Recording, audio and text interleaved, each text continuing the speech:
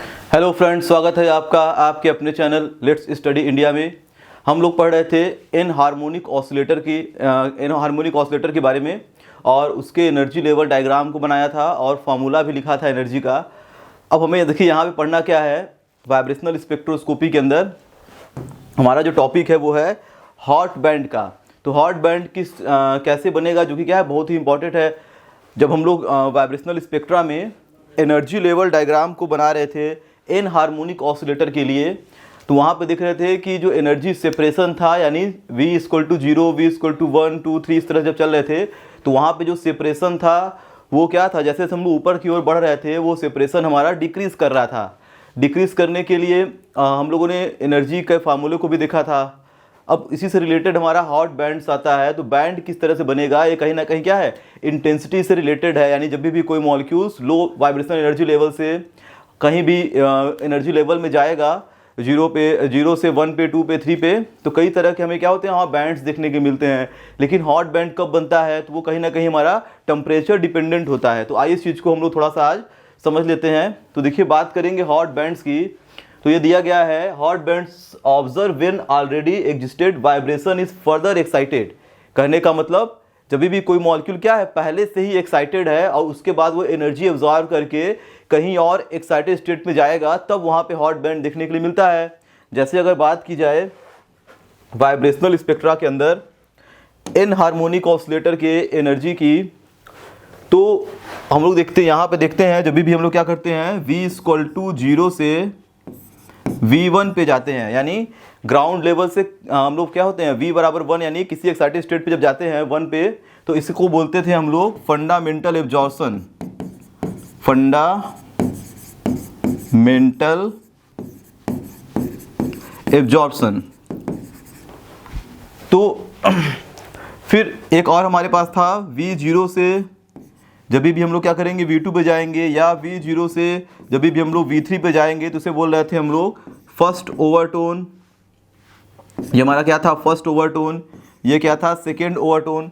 तो यहाँ पे क्या कर रहे हैं हम लोग, ग्राउंड लेवल से हम लोग, यानी V = 0 से 1 पे, 2 पे, 3 पे इस तरह जाते हैं। तो अलग अलग टाइप्स के हमें बैंड्स देखने के लिए मिलते हैं, जिसे हम लोग क्या बोलते हैं, पहले वाले को बोलते हैं फंडामेंटल एब्जॉर्प्शन, दूसरे को बोलते हैं फर्स्ट ओवरटोन। अगर हम लोग क्या करेंगे, V0 से V3 पे जाएंगे थर्ड लेवल पे, तो बोलेंगे सेकेंड ओवरटोन, इसके बाद थर्ड ओवरटोन, इस तरह से हमारा आएगा। अब हॉट बैंड देखिए कब बनता है, यानी कब, कौन से एब्जॉर्प्शन में हॉट बैंड बनेगा। तो अगर इसकी बात की जाए, तो यहाँ पे हम लोग देख सकते हैं, hot bands are obtain when already excited vibration. यानी हम लोग क्या कर रहे हैं, ऑलरेडी एक्साइटेड स्टेट पे चले गए हैं, यानी V = 0 पे नहीं है, हम लोग कहीं क्या है, 1 या 2 पे हैं। वो फर्दर एक्साइटेड अगर होगा, तब हॉट बैंड देखने के लिए मिलेगा। यानी कहने का मतलब, अगर कोई मॉलिक्यूल क्या है, ऑलरेडी एक्साइटेड है, यानी V = 0 पे नहीं है, वो डायरेक्ट मान लीजिए 1 स्टेट पे पहुंच चुका है। अब यहाँ के बाद अगर ये कहीं जा रहा है, यहाँ के बाद ये V2 पे जा रहा है, यहाँ के बाद क्या कर रहा है, ये V2 से V3 पे जा रहा है, यानी ये जनरली क्या है, एक एक्साइटेड स्टेट पहले से ही है। V = 0 पे नहीं, हम लोग क्या कर रहे हैं, डायरेक्ट किसी एक्साइटेड स्टेट V1 पे, V2 पे या V3 पे हैं, वहाँ से अगर कोई एक्साइटेशन हो रहा है, यानी मॉलिक्यूल एनर्जी एब्जॉर्ब करके जा रहा है दूसरे स्टेट में, तो वहाँ पे हॉट बैंड देखने के लिए मिलता है। तो इसको हम लोग डिटेल में ग्राफ के थ्रू भी समझेंगे आगे चल के, और इसके पॉइंट को देखते हैं। यहाँ पे देखिए लिखा गया है, this transition are temperature dependent. तो ये कहीं ना कहीं क्या है, टेम्परेचर डिपेंडेंट है। टेम्परेचर डिपेंडेंट क्यों होता है, तो इस चीज़ को भी हम लोग आगे अभी समझेंगे। और इसके जो सिग्नल्स होते हैं, यानी जो बैंड्स हमें देखने के लिए मिलेगा, तो बैंड्स जो इंटेंसिटी है वो हमारा दो तरह का देखिए मिलता है। अगर लोअर सिग्नल, ठीक है, इंटेंसिटी एट लोअर टेम्परेचर, यानी हमारा जो बैंड की इंटेंसिटी होगी, उस लोअर सिग्नल होगा या उसकी इंटेंसिटी क्या होगी, लोअर होगी। कब, जब वो कम टेम्परेचर पे रहेगा तब। और यहाँ पे देख रहे हैं higher signal intensity higher temperature, यानी अगर टेम्परेचर बढ़ा दें तो इंटेंसिटी ऑफ बैंड क्या होगा, वो भी हायर मिलता है।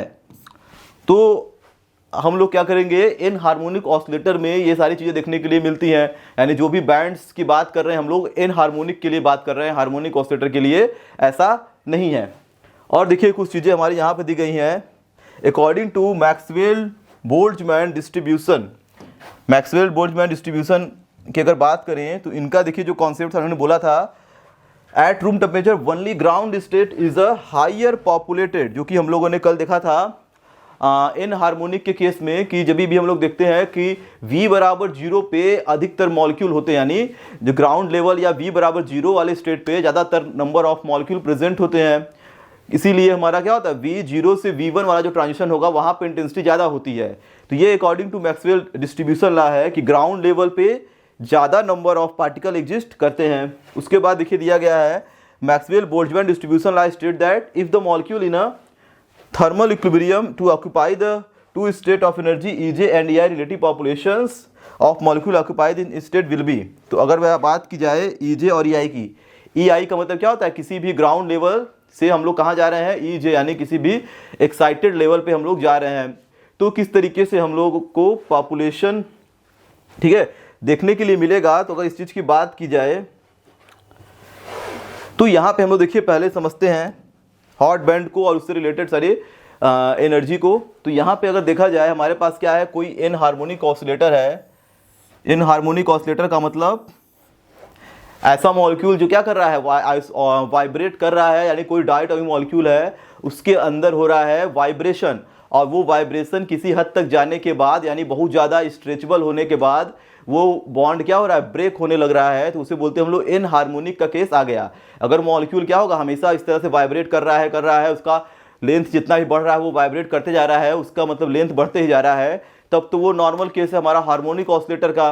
लेकिन इन हार्मोनिक कब होगा, जो कि एक्चुअल कंडीशन ऐसा देखने के लिए मिलता है कि अगर कोई डायटोमिक मॉलिक्यूल है तो उसके बीच का बॉन्ड लेंथ क्या होता है, बार बार चेंज होता है। जब भी मॉलिक्यूल वाइब्रेट करेगा तो वो अगर बहुत ज़्यादा एनर्जी से वाइब्रेट करेगा तो उसका बॉन्ड लेंथ बहुत ज़्यादा हो जाएगा। बहुत ज़्यादा होने के बाद एक मैक्सिमम बॉन्ड लेंथ पर पहुंचने के बाद बॉन्ड क्या होता है, डिसोसिएट हो जाता है।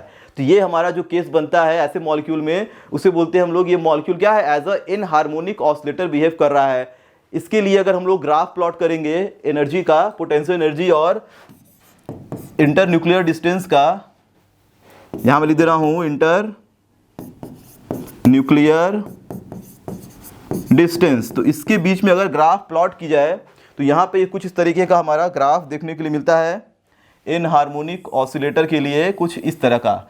यहाँ पे देखिए क्या हो रहा है, ये ग्राफ थोड़ा इस तरह से जा रहा है, जिसका मतलब अब ये इसने बॉन्ड अब यहाँ से क्या हो रहा है, धीरे धीरे ब्रेक होना शुरू करेगा। इसको मैं ऐसे बना दे रहा हूँ, यानी जो हार्मोनिक ऑसिलेटर के लिए हम लोगों ने ग्राफ प्लॉट किया था वो कहीं नहीं कहीं इस तरह से जा रहा था। ये तो ऐसे था, ये पूरा क्या था, इस तरीके से ये पूरा चलते जा रहा था, ऐसे पूरा ये बढ़ रहा था, ठीक। लेकिन इन हार्मोनिक में क्या है, अब यहाँ पे दिख रहे हैं मुड़ रहा है ग्राफ। इसका मतलब अब ये मॉलिक्यूल क्या हो रहा है, वहाँ से ब्रेक करना शुरू करेगा। तो अगर मैं मान लूँ ये क्या है, ग्राउंड लेवल इसका V बराबर 0, तो हमें पता है कि V1 और V0 के बीच का जो एनर्जी गैप होता है इन हार्मोनिक में वो सबसे ज़्यादा होता है। यानी यहाँ पे क्या, अगर कोई मॉलिक्यूल लो एनर्जी लेवल 0 पे है और वो V1 पे जाएगा तो एनर्जी गैप क्या होगा, ज़्यादा होगा, जो कि हम लोग फार्मूले से निकाले थे।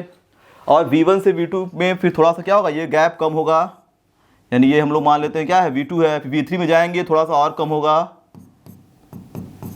फिर जब V4 पर पहुँचेंगे तो ये क्या होगा, और थोड़ा सा कम होगा, V5 ये और कम हुआ, फिर V6 ये क्या होगा, और कम। यानी जैसे जैसे हम लोग ऊपर की ओर चलेंगे वैसे वैसे क्या होंगे, एनर्जी गैप्स कम होंगे। यानी जो क्वांटम नंबर की वैल्यू है जैसे जैसे बढ़ेगी वो जो एनर्जी गैप है डेल्टा आई वो क्या होगा, धीरे धीरे कम होता है इन हार्मोनिक के केस में। और इसके लिए हम लोगों ने फार्मूला भी डिराइव किया था। तो ये हमारा आया था इन हार्मोनिक ऑसिलेटर के लिए, delta E V is equal to, in harmonic का केस हम लोग देख रहे हैं तो यहाँ पे फार्मूला क्या था इन हार्मोनिक के लिए, V plus V vibration quantum number 1/2 SC omega e minus, यहाँ पे क्या लिखा था हम लोगों ने, 1 प्लस 1/2 V प्लस 1/2 का होल स्क्वायर HC ओमेगा ई XE। XC जहाँ पे हमारा क्या था, XE था इन हार्मोनिसिटी, इन हार्मोनिसिटी कांस्टेंट, ठीक। तो ये हम लोगों ने फाइंड आउट किया था एनर्जी का फार्मूला। और यहाँ पे जब हम लोग क्या करेंगे, दो एनर्जी के बीच का गैप निकालेंगे। अगर मैं यहाँ पे क्या करूँ, एक बार V की वैल्यू 1 रख दूँ और V की वैल्यू 0 रख दूँ तो वहाँ पे क्या आएगा, एक डेल्टा ई निकलेगा, ठीक। तो ये क्या है, हमारा भी एनर्जी है। तो अगर मैं यहाँ पर डेल्टा ई निकालूंगा तो पहले और दूसरे वाले एनर्जी गैप के बीच का जो डेल्टा ई होगा वो क्या होगा, बहुत ज़्यादा होगा, दूसरे में थोड़ा कम आएगा, इस तरह से डिक्रीज करते जाता है। अगर मैं यहाँ पे बात करूँ E1 माइनस E0 की, तो ठीक है, फिर निकालूँ मैं E1 से E2, ठीक है, तो E2 माइनस E1 करेंगे, फिर इसके बीच का गैप निकालूँ यानी E2 minus E3 minus E2, तो धीरे धीरे क्या होता है, ये हमारा डिक्रीज करते जाएगा एनर्जी गैप इसके बीच का, यानी यहाँ पे ज़्यादा वैल्यू आएगी, यहाँ पे कम, इसमें कम आएगी, धीरे धीरे क्या हो रहा है, ये लाइन एक दूसरे पे धीरे धीरे मर्ज करते जाएंगे जितने अधिक एनर्जी लेवल पे हम लोग पहुँचेंगे। और यहाँ पे हम लोगों ने एक चीज़ और देखा था, इसका सिलेक्शन रूल, यानी कौन से ट्रांजिशन अलाउड होंगे, कौन से ट्रांजिशन फॉरबिडन होंगे। तो अगर बात की जाए एन हार्मोनिक के केस में, तो यहाँ पे हम लोग देख सकते हैं जो डेल्टा वी है यानी वाइब्रेशनल क्वांटम नंबर, वो +-1 +-2 +-3 एंड सो ऑन, यानी ये वाइब्रेशनल क्वांटम नंबर की वैल्यू कुछ भी हो सकती है, यानी ये क्या होगा +1 +2 +3 +4 +5 और -1 -2 -3, इस तरीके से ये क्या होता है, चेंज होता है। कहने का मतलब ये एक एक स्टेप हमेशा आगे नहीं बढ़ता है, यानी जब भी कोई मॉलिक्यूल अगर ग्राउंड लेवल पे है, एनर्जी एब्जॉर्ब किया, तो वो हमेशा क्या होगा, जरूरी नहीं है, अगर मॉलिक्यूल मान लेते हैं V बराबर 0 पे है, एनर्जी एब्जॉर्ब करेगा, जरूरी नहीं है कि 1 पे ही जाए, ठीक, ज़्यादा एनर्जी एब्जॉर्ब करेगा तो 0 से वो 2 पे भी जा सकता है, यानी ये भी क्या है, ट्रांजिशन अलाउड है। अगर कोई मॉलिक्यूल 1 पे है तो वो 2 पे भी जा सकता है, 1 से 3 या 4 पे भी जा सकता है, यानी सभी तरह के ट्रांजिशन यहाँ पे क्या होते हैं, अलाउड होते हैं। यानी इसका जो वाइब्रेशनल क्वांटम नंबर है वो इस तरीके से चेंज होगा, +1 से +2 से +3 से, इस तरह से। माइनस कब आएगा, जब ये क्या होगा, लाइट एब्जॉर्ब जो किया होगा उसे इमिट करेगा, तो इमिट करते समय ऐसा नहीं है कि अगर वो 3rd पे है तो 2 पे ही आएगा, वो 3rd से 1 पे भी आ सकता है, 3rd से 0 पे भी ऐसा आ सकता है। यानी जो एब्जॉर्प्शन का केस है वो +1 -1 +1 +2 +3 कुछ भी हो सकता है। इमिशन का जो केस है वो भी क्या है, -1 -2 -3, वो भी कुछ भी हो सकता है। तो यहाँ पे वाइब्रेशनल क्वांटम नंबर की जो वैल्यू है इस तरीके से चेंज होगी। जैसे हम लोग पहले पढ़ा थे हार्मोनिक ऑसिलेटर के केस में, तो हार्मोनिक में क्या था, +1 था या तो -1 था, यानी मॉलिक्यूल हमेशा जब एनर्जी एब्जॉर्ब करेगा वाइब्रेशनल एनर्जी, तो वो एक एक स्टेप बढ़ेगा अगर वो हार्मोनिक ऑसिलेटर होगा तो। लेकिन एन हार्मोनिक में कुछ ऐसा कंडीशन फिक्स नहीं है, तो इसका जो वाइब्रेशनल क्वांटम नंबर में जो चेंजिंग आती है वो इस तरह से रहेगी। इतना चीज़ हम लोगों ने देख लिया था। अब देखिए बात करते हैं हम लोग बैंड्स के बारे में। तो अगर देखिए कोई मॉलिक्यूल अगर हमारे पास है और वो V = 0 से जा रहा है V = 1 पे, तो इसे हम लोगों ने बोला था, अरे ये अगर एब्जॉर्प्शन क्या है, V बराबर 0 से कोई मॉलिक्यूल क्या कर रहा है, V = 1 पे जा रहा है, तो इसे बोलते हैं हम लोग फंडामेंटल एब्जॉर्प्शन। फंडामेंटल क्यों बोलते हैं, इसको बोला जाता है फंडामेंटल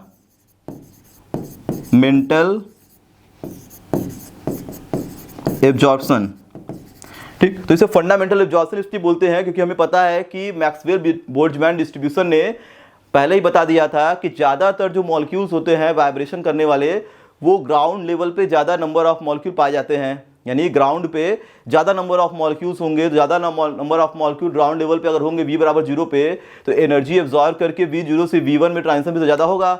जैसे अगर मैं एक एग्जाम्पल ले लूँ यहाँ पे, कि मान लेते हैं हमारे पास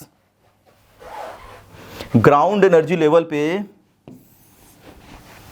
कुछ, ठीक है, 100 मॉलिक्यूल्स, या हम लोग मान लेते हैं 1000 मॉलिक्यूल कहाँ है, V = 0 पे प्रेजेंट है। मान लेते हैं टोटल नंबर ऑफ मॉलिक्यूल क्या है, 1000 है, ठीक। अभी हम लोग नहीं मानते हैं, टोटल नंबर ऑफ मॉलिक्यूल अगर मान लेते हैं हमारे पास 1000 है, जो कि क्या कर रहे हैं, वाइब्रेशन कर रहे हैं किसी सिस्टम के अंदर। और इस 1000 में से अगर यहाँ पे कंसिडर किया जाए, ग्राउंड लेवल पे हम लोग मान लेते हैं कि 700 मॉलिक्यूल कहीं ना कहीं कहाँ हैं, V बराबर 0 पे एग्जिस्ट कर रहे हैं, ठीक। और V = 1 पे अगर बात की जाए, V बराबर 1 पे, तो अगर मैं मान लूँ कि 200 मॉलिक्यूल कहाँ हैं, V बराबर 1 पे हैं, और जो भी बाकी मॉलिक्यूल बचे 100, ये हो गया ना, 7 + 2 9 और 100 हो गया। और बाकी जो 100 मॉलिक्यूल है वो कहीं भी हो सकते हैं, 2 पे हैं, कुछ 3 पे हैं, कुछ 4 पे, इस तरह से चल रहा है। यानी जो मैक्सिमम पॉपुलेशन है वो कहाँ है, 0 पे, यानी ग्राउंड लेवल पे मैक्सिमम पॉपुलेशन होता है according to Maxwell Boltzmann equation. यानी ज़्यादातर मॉलिक्यूल कहाँ रहना पसंद करते हैं, इस लेवल पे अधिक नंबर ऑफ मॉलिक्यूल एग्जिस्ट करेंगे। तो ये जब भी IR एनर्जी को एब्जॉर्ब करेगा, ये एन हार्मोनिक ऑसिलेटर, तो ये एब्जॉर्ब करके जो ट्रांजिशन होगा 0 से लेकर 1 तक, सबसे अधिक यही वाला ट्रांजिशन देखने को मिलेगा, यानी इसकी इंटेंसिटी सबसे अधिक होगी। ज़्यादा ट्रांजिशन होगा, ज़्यादा नंबर ऑफ मॉलिक्यूल क्या होंगे, 0 से 1 में पहुँचेंगे, तो इंटेंसिटी यहाँ पे क्या होगी, बहुत हाई होगी। तो इसीलिए इसको बोलते हैं हम लोग फंडामेंटल एब्जॉर्प्शन, क्योंकि यहाँ पे पॉपुलेशन क्या होता है, मैक्सिमम पॉपुलेशन होता है। ठीक, तो फंडामेंटल पॉपुलेशन का मतलब, फंडामेंटल एब्जॉर्प्शन का मतलब क्या होता है, जहाँ पे मैक्सिमम पॉपुलेशन हो ग्राउंड लेवल पे और वहाँ से ट्रांजिशन होगा तो उसे बोलेंगे हम लोग fundamental absorption.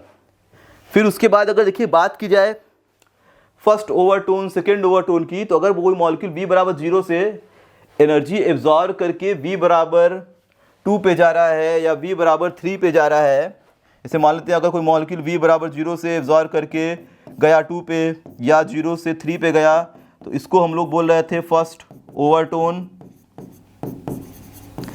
V equal to second कहाँ गया, 0 से 3 पे गया तो क्या बोलते हैं, सेकेंड ओवरटोन। तो जो मैक्सिमम देखिए फंडामेंटल एब्जॉर्प्शन यहीं पे हो रहा है। अब हमारा देखिए बैंड कैसे बनता है, तो पहले इतने चीज़ों को नोट कर लीजिए, फिर आगे हम लोग बैंड को समझते हैं।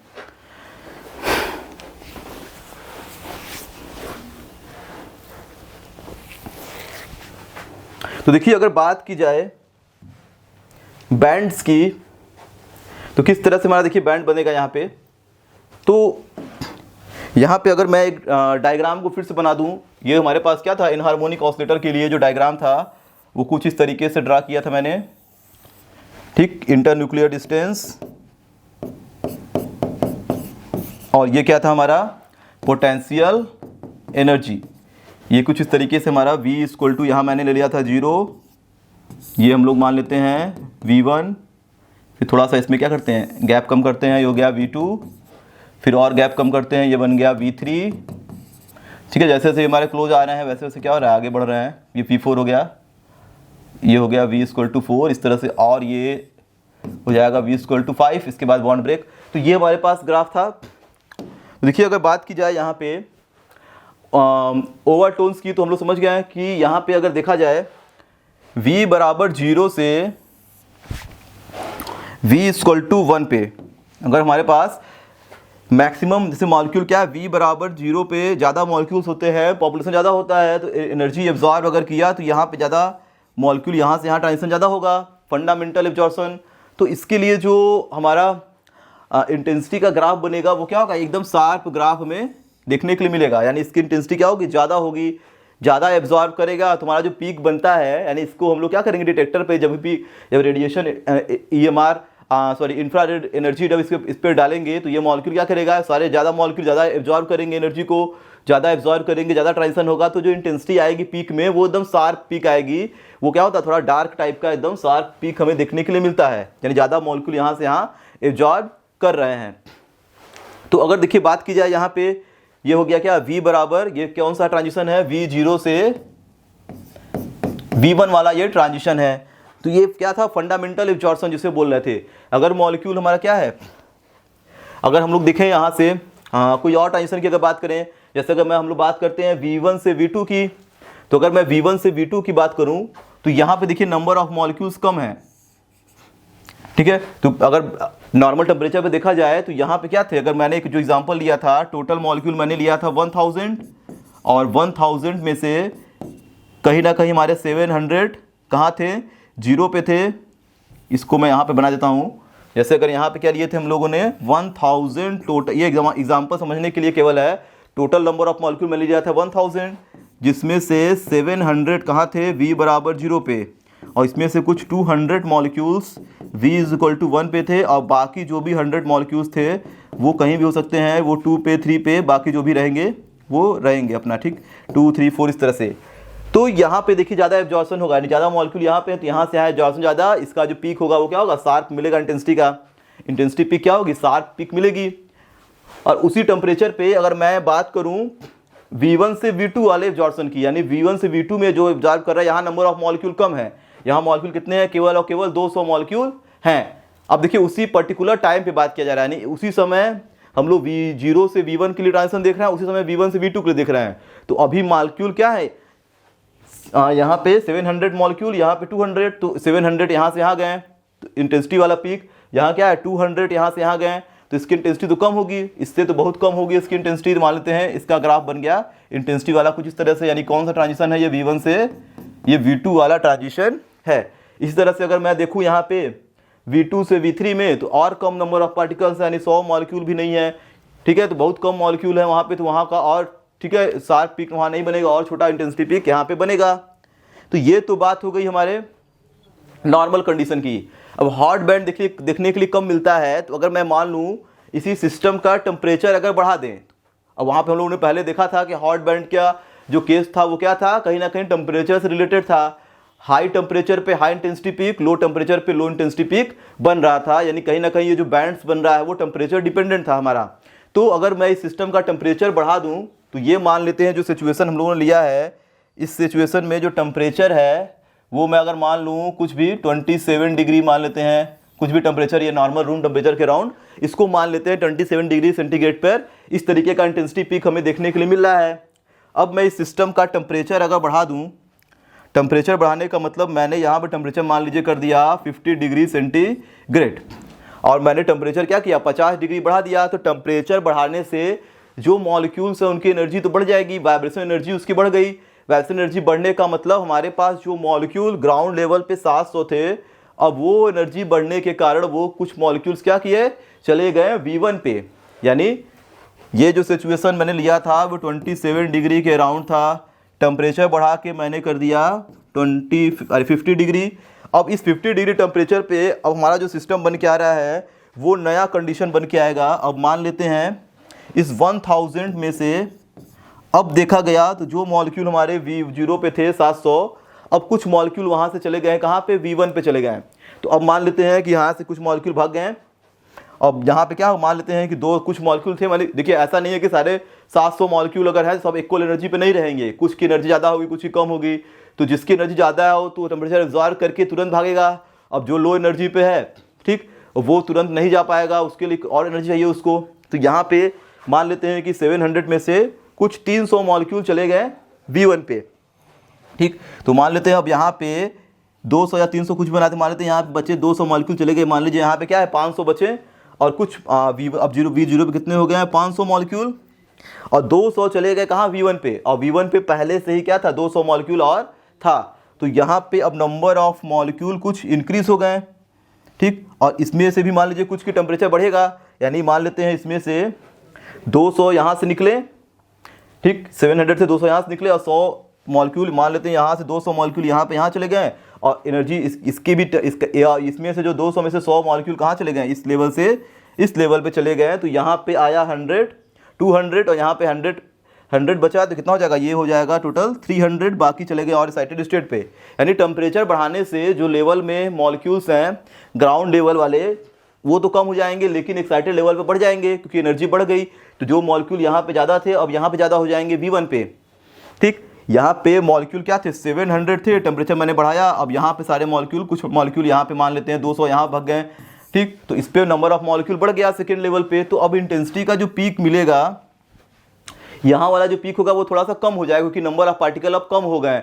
अब ये रेडिएशन एनर्जी जब एब्जॉर्व करेगा हाई टेम्परेचर पे, तो यहाँ पे पार्टिकल कम हो गए क्योंकि यहाँ से पार्टिकल चले गए हायर लेवल पे, कहीं ना कहीं चले गए। तो इसका जो इंटेंसिटी पीक अब देखने के लिए मिलेगा वो थोड़ा सा कम हो जाएगा। यानी अब इसको मैं थोड़ा छोटा बना दे रहा हूँ, यानी जो V0 से V1 है वो थोड़ा सा कम इंटेंसिटी का मिलता है, लेकिन V1 से V2 वाले में चेंजिंग आएगी क्योंकि V1 वाले एनर्जी लेवल पे मॉलिक्यूल पहुंच चुके हैं, यानी जो V0 पे थे अब V1 पे चले गए हैं। और V1 पे पहले से भी कुछ मॉलिक्यूल्स थे, जो कि कुछ मॉलिक्यूल तो गए हैं लेकिन और जो बचे रहेंगे और जो आएंगे वो सब ऐड होकर ज़्यादा हो जाएंगे, तो अब वो एक्साइट करेंगे V2 पे। तो ये जो V2 पे मॉलिक्यूल जाएंगे तो अब इसका जो इंटेंसिटी वाला जो पीक है वो इतना शॉर्टर नहीं मिलेगा, वो क्या होगा लगभग इसी के बराबर मिलता है क्योंकि यहाँ पे क्या है ठीक ठाक पार्टिकल्स हैं। यानी V1 से V2 का पीक क्या होगा लगभग इसके ही बराबर ही मिलेगा। तो इसी कंडीशन में क्या बोलते हैं हॉट बैंड, ठीक। तो ऐसा कंडीशन जब मिलता है हमें किसी मॉलिक्यूल की इंटेंसिटी का, तब उससे बोला जाता है कि ये हॉट बैंड मिल गया। तो यहाँ पे तो नॉर्मल कंडीशन था, टेम्परेचर बढ़ाने से इंटेंसिटी बढ़ जाता है। किसकी इंटेंसिटी बढ़ जाएगी, जो मॉलिक्यूल ऑलरेडी एक्साइटेड है। पहले इंटेंसिटी किसकी ज़्यादा थी, केवल और केवल ग्राउंड वाले की। टेम्परेचर देने पर जो ऑलरेडी एक्साइटेड है उसकी इंटेंसिटी बढ़ गई क्योंकि टेम्परेचर बढ़ाने पर मॉलिक्यूल यहाँ से यहाँ भग गए, यहाँ पे मॉलिक्यूल ज़्यादा हो गए, तो ज़्यादा होने का मतलब यहाँ पे टेंशन भी ज़्यादा होगा, मॉलिक्यूल का, तो इसकी इंटेंसिटी बढ़ जाएगी, नहीं V1 V2 की, V1 से V2 की इंटेंसिटी क्या होगी, यहाँ पे बढ़ गई, तो इसी वजह से हॉट बैंड हमें देखने के लिए मिलता है। तो इस चीज को करिए नोट।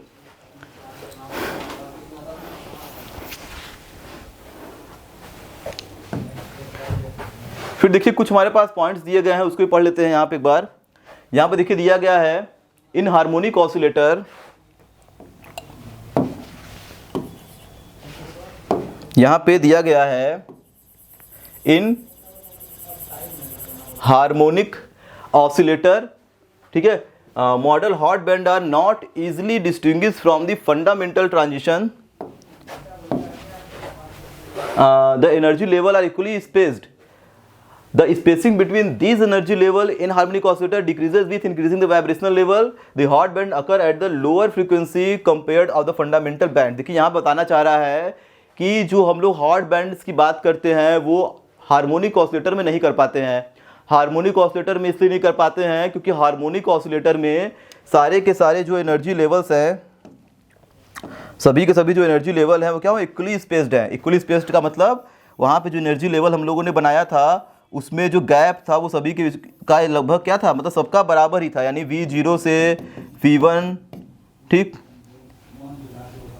V0 से V1 पे जाएंगे, V1 से V2 पे जाएंगे, V3 पे जाएंगे, तो सभी के सभी क्या है, इक्वली स्पेस्ड है। तो यहाँ पे हॉट बैंड देखने की संभावना कम होती है क्योंकि सारे के सारे इक्वली स्पेस्ड हैं। और भी बोला है as the spacing between these energy level in harmonic oscillator decreases, और इन हार्मोनिक ऑसिलेटर में क्या हो रहा है कि यहाँ पे स्पेसिंग धीरे धीरे डिक्रीज कर रही है। डिक्रीज करने मतलब पहले एनर्जी गैप ज़्यादा था, फिर धीरे धीरे क्या हो रहा है, ये मर्ज हो रहा है, एनर्जी गैप धीरे धीरे कम हो रहा है, इसीलिए बैंड हमारा देखने के लिए मिलेगा। क्योंकि ट्रांजिशन क्या होगा, इसमें सारे ट्रांजिशन अलाउड भी होते हैं, ठीक।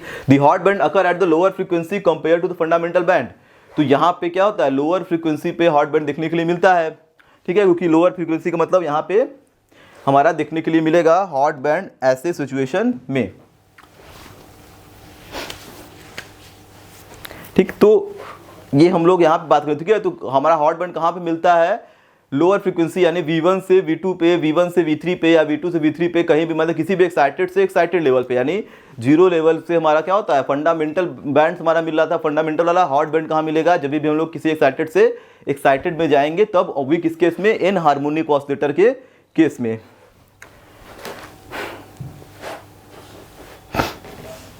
ठीक है। देखिए हमको इसके बाद पढ़ना क्या है, वाइब्रेशनल रोटेशन स्पेक्ट्रा के बारे में।